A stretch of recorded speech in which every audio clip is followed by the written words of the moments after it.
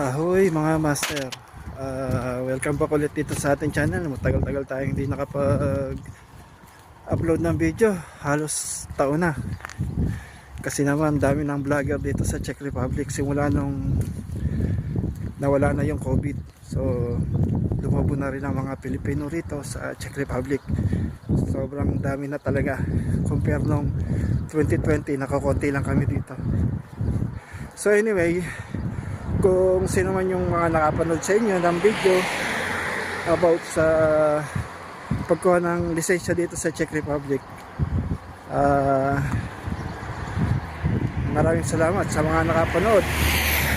So ngayon, sa video natin ngayon, share ko lang sa inyo kung ano ba yung mga dapat nakunin pagka ikaw ay siyempre may lisensya ka na, gusto mong bumili ng sasakyan, kasi kaya ka nga naglisensya, di ba?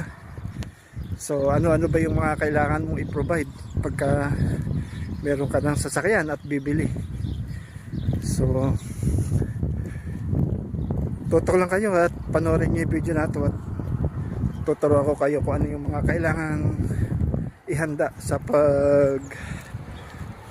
mga papeles na kailangan dito sa Czech Republic sa pagkuha ng sasakyan, kahit second hand lang. Bali yung nabili kong sasakyan dito mga master ay second hand lang. So hindi ko siya binili sa mga tindahan ng mga sasakyan. Bali binili ko siya sa sa tao mismo. So para sa akin mas maganda. Kasi alam mong safe, alam mo na ginamit yung sasakyan ng isang tao lang. Depende yon, based lang sa aking experience yung may share ko sa inyo dito sa video ko. So cash yun, binayaran ko kaagad. Tapos nagpunta kami sa pinaka parang LTO dito. Pagkabayad ko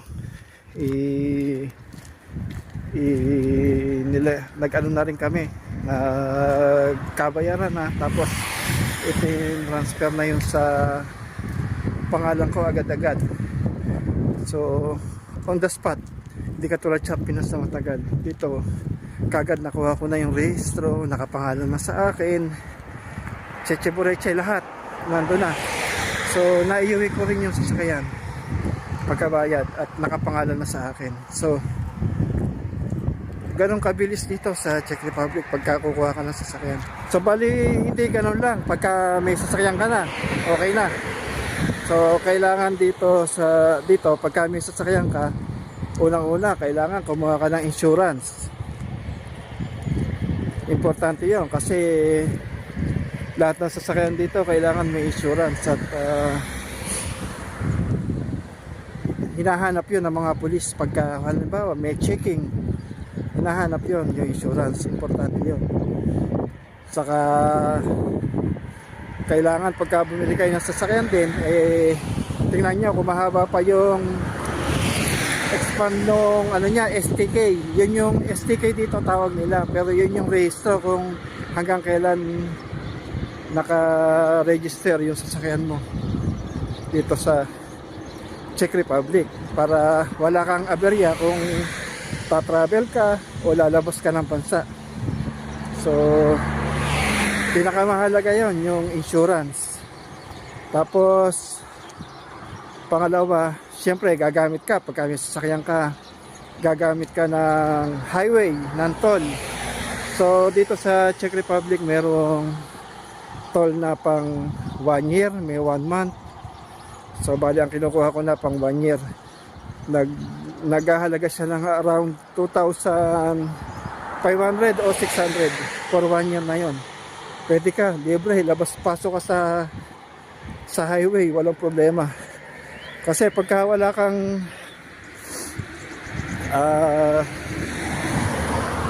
kang toll o bayad, problema yon, dahil pagka nahuli ka sa camera, malaki ang babayaran mo.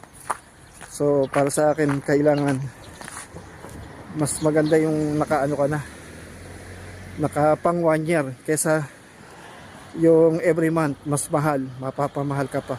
Baka may magtatanong sa inyo, ano ba yung STK? Yung STK, ano nun, bali dadalhin mo yung rehistro mo sa isang lisensyado na nag-STK na paggawa din ng mga sasakyan. Dadiagnose nila yung sasakyan mo kung pwede pa bang bumiyahe.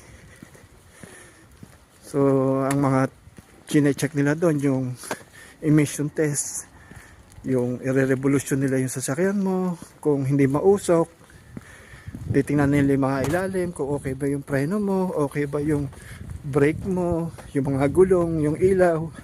Pagka nakapasa ka, makakakuha ka ng STK. Isang requirement yon, parang Pilipinas din, requirements dito yon, kung pwede pa ba yung sasakyan mo na bumiyahe. Pero pagka hindi na nila inapprovean yun, so magpapalit ka na ng sasakyan.